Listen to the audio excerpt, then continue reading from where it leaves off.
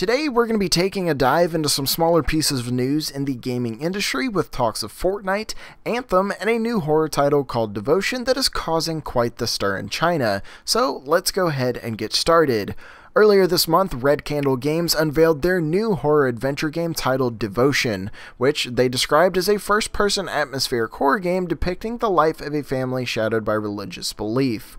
Explore a 1980s Taiwan apartment complex lost in time and gradually shift into a hellish nightmare. This game, by the looks of the trailer, was very reminiscent of the beloved PT from 2014, so buzz was all around amongst a lot of gaming communities in Taiwan and China. However, one scene in the game caused quite a stir, leading to a boycott of the game in China and a massive review bomb on the Steam page.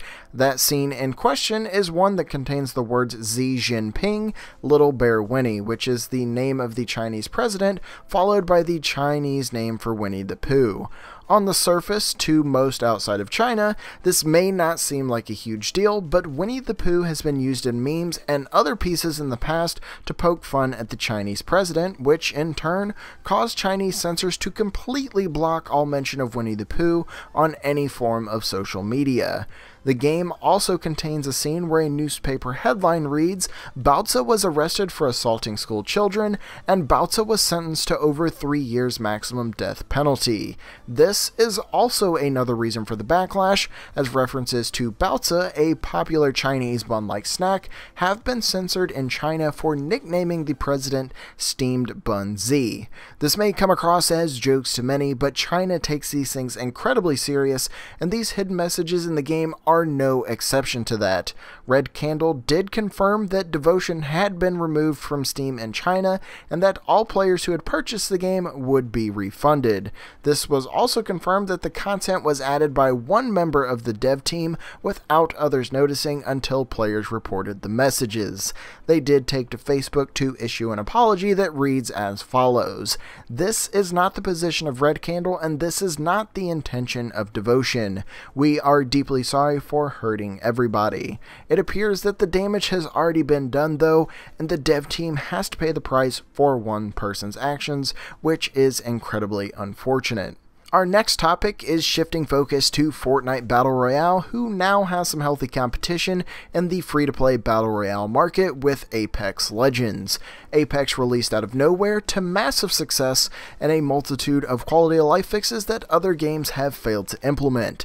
Things such as the ping system, jump masters, and a respawn mechanic set Apex apart from its competition, and it seems that Fortnite may be looking to its latest competitor for some features to add to their game as well.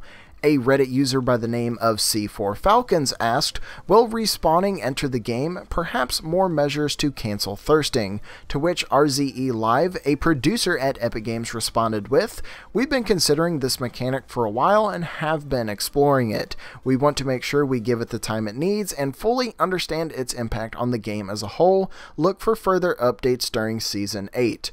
While not entirely confirmed, it seems that Epic has been taking notes from Apex Legends and may have plans to implement some of the features from their game. Friendly competition between developers like this is a win-win for everyone, as developers are improving their game, whether it be through their own innovations or fleshing out ideas that competitors implemented. It overall makes a better product for the consumers and has potential to urge other developers forward in making changes to their product that benefit the consumer as well. Time will tell if Fortnite will implement this feature and what else it may take from the latest endeavor into the Battle Royale genre. To end things, we will once again make a return to Anthem, a hot topic for pretty much everyone right now. The reviews are in, and things aren't looking too hot for BioWare's latest IP, sitting at a 60 Metascore from critics and a 4.2 from users. It is relatively safe to say that a lot of BioWare's future is riding not only on the success of this game, but also yielding a profit for BioWare and EA themselves. EA is expecting Anthem to sell a total of 6 million copies copies in 6 weeks, which for a new IP launch is extremely high expectations.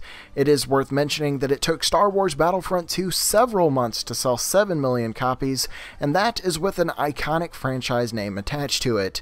Given negative press surrounding that game could have also played a critical role in the first sales numbers. Eurogamer reported that Anthem topped the UK boxed game sales charts during its first week of release, but it also came in with half the physical sales of Mass Effect Andromeda, a game that also released to negative press and controversy, and inevitably caused BioWare Montreal to be absorbed into EA. While these sales numbers may be worrying to look at first, we also have to consider that this isn't factoring in digital sales through PlayStation or Xbox, and even EA's own Origin service.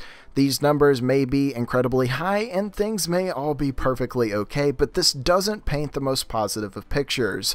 Eurogamer also goes on to report that Anthem only sold roughly a quarter of Destiny 2's Week 1 physical total, which is another online game in the same vein as Anthem. BioWare has a long road ahead of them to get Anthem up to the standards their customers expect, and hopefully they are up to the task and we don't see a repeat of BioWare Montreal's fate. We will be able to draw more accurate conclusions once we have the official sales number from all platforms and services, but until then, things aren't looking too great for Anthem. With that being said, that brings us to the end of today's video. What do you all make of Fortnite implementing features from its competitors, and do you truly think that Anthem can make a comeback? I'd love to hear your thoughts in the comments below, but until next time, my name is Morgan, and thank you all for watching.